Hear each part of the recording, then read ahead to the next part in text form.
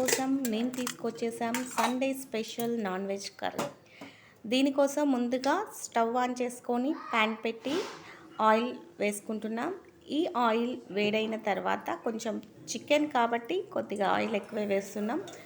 వెంటనే ఆయిల్ వేడైన తర్వాత ఇందులో మేము ఆనియన్స్ మరియు పచ్చిమిర్చి ముక్కలు రెండు వేసి దీంట్లో కొద్దిగా సాల్ట్ వేసి ఈ ఆనియన్స్ పచ్చిమిర్చి మంచిగా ఫ్రై అయ్యేంత వరకు మేము ఇక్కడ వేయించుతున్నాం. ఆనియన్స్ ఫ్రై అయిన తర్వాత కొద్దిగా పసుపు వేసుకొని మనం కలుపుకున్న తర్వాత ముందుగా మనం కడిగి పెట్టుకున్న చికెన్ని ఈ ఆనియన్స్ ఫ్రై అయిన వెంటనే మనం వేసుకోవాలి. ఈ చికెన్ ప్లాస్టిక్ కవర్లలో కన్నా ఇట్లా స్టీల్ డబ్బా ఒకటి తీసుకొని పోతే వాళ్ళు మనకి ఇందులో పెట్టిస్తారు. సో అప్పుడు మనం ప్లాస్టిక్ యూజ్ చేయటం అనేది కొంచెం తగ్గుతుంది. సో దానికోసం ఒక కేజీన్నర పట్టే బాక్స్ ఒకటి మేము తీసుకున్నాం. చికెన్ తెచ్చేటప్పుడు ఈ బాక్స్ని మేము వాడతాం. సో ఇందులో కొద్దిగా మనము అప్పుడే దంచి పెట్టుకున్న ఫ్రెష్ అల్లం వెల్లుల్లి పేస్ట్ని ఇందులో వేస్తున్నాం. కొంచెం 2 స్పూన్లు వేసి అల్లం వెల్లుల్లి మరియు ఈ ముక్కలు అంతా కలిపి ఒక 2 మినిట్స్ మనం మీడియం ఫ్లేమ్లో ఈ చికెన్ని కొంచెం ఫ్రై చేయాలి. ఒక 2 మినిట్స్ మగ్గిన తర్వాత ఇందులో గరం మసాలా పౌడర్ వేసుకోవాలి. ఒక teaspoon garam masala powder వేసుకుంటే ఈ ముక్కలకంతా మసాలా చక్కగా పడుతుంది.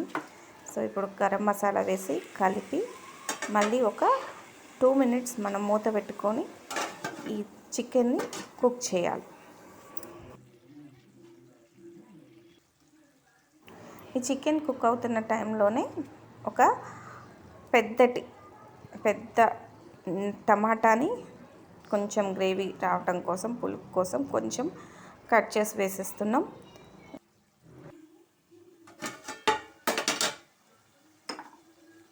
చూడండి టమాటాలంతా మగ్గిపోయినాయి. ఈ టైంలో మేము ఈ కర్రీలో కూరకి సరిపడినంత కారం వేసి మొత్తం సరిపడా చెక్ చేసుకొని ఒకసారి కలిపి కొద్దిసేపు మనం ఈ ముక్కలకంతా కారం ఉప్పు కూడా చెక్ చేసుకొని సరిపడకపోతే మళ్ళీ ఒకసారి యాడ్ చేసుకొని కొంచెం ఇందులో ఉప్పు పడుతుంది. సో ఈ టైంలో నేను కొద్దిగా సాల్ట్ యాడ్ చేస్తున్నాను.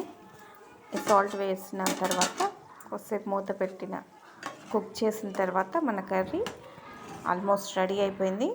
చూడండి ముక్క ఉడికిందో లేదో ఒకసారి చెక్ చేసుకున్న తర్వాత ఇందులో కొత్తిమీర పుదీనా వేసేసి మంచిగా కలిపి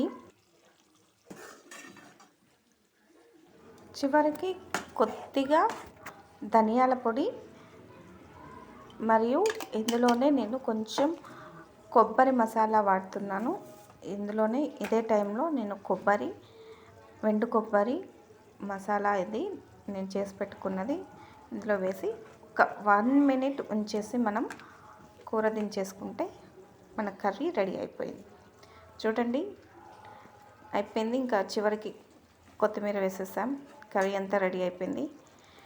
సో తప్పకుండా అందరూ ట్రై చేయండి. Thank you for watching.